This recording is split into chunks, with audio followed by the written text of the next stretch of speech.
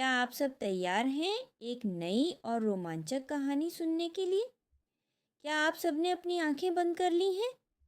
अगर हाँ, तो चलिए साशा के साथ एक अद्भुत यात्रा पर चलें। आज की कहानी है बाघ की खोज। बहुत समय पहले की बात है। एक घने जंगल में शेरू नाम का एक बाघ रहता था।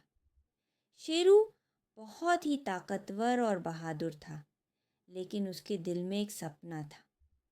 उसने सुना था कि जंगल के सबसे दूरस्थ हिस्से में एक जादुई झरना है, जिसका पानी पीने से कोई भी जानवर हमेशा के लिए ताकतवर और बुद्धिमान बन सकता है। शेरू ने तय किया कि वह इस जादुई झरने को खोजेगा और इसका पानी पीकर अपनी ताकत और बुद्धि को और बढ़ाएगा। शेरू ने अपनी यात्रा की शुरुआत की। जंगल बहुत बड़ा और रहस्यमय था। उसने अपनी राह में कई चुनौतियों का सामना किया। सबसे पहले उसे एक गहरी नदी पार करनी थी। शेरू को तैरना तो आता था, लेकिन यह नदी बहुत ही तेज और गहरी थी। उसने अपने साहस का परिचय दिया और नदी को तैरकर पार किया। नदी के उस पार एक सुंदर हिरनी खड़ी थी। शेरू, तुम बहुत बहादुर हो, हिरनी ने कहा। मैं तुम्हारी मदद करूंगी। जादुई झरना उस पहाड़ी के पार है, लेकिन वहां तक पहुंचने के लिए तुम्हें एक गुफा के अंदर से गुजरना होगा। शेरू ने हिरनी का धन्यवाद किया और पहाड़ी की ओर बढ़ा।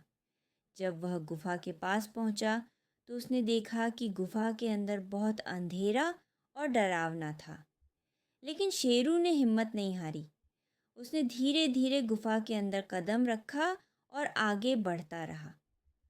गुफा के अंदर बहुत सारे चमगादड़ और अजीब अजीब आवाज़ें आ रही थीं, लेकिन शेरू ने अपनी हिम्मत बनाए रखी। गुफा के अंत में उसने देखा कि एक विशाल पत्थर का दरवाज़ा है। दरवाजे के सामने एक बुजुर्ग बंदर बैठा था। तुम यहाँ क्या कर रहे हो बाघ? बंदर ने पूछा।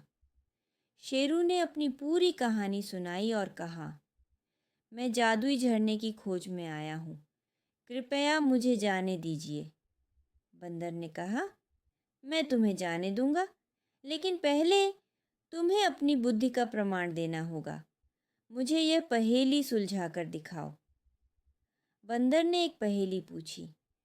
ऐसा क्या है जो रात में दिखाई नहीं देता और दिन में छाया देता है?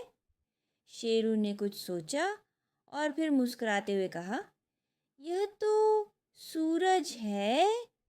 बंदर ने खुशी से कहा, सही जवाब, अब तुम जा सकते हो।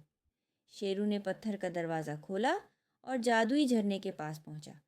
उसने झरने का पानी पिया और महसूस किया कि उसकी ताकत और बुद्धि दोनों बढ़ गई हैं। शेरू बहुत खुश हुआ और उसने तय किया कि वह इस पानी का उपयोग केवल अच्छे कामों के लिए करेगा। वह जंगल में वापस लौटा और सभी जानवरों को अपनी यात्रा की कहानी सुनाई। अब दोस्तों, क्या आप सबने यह कहानी पसंद की? क्या आपने सीखा कि हिम्मत और बुद्धि से हम किसी भी चुनौती का सामना कर सकते हैं?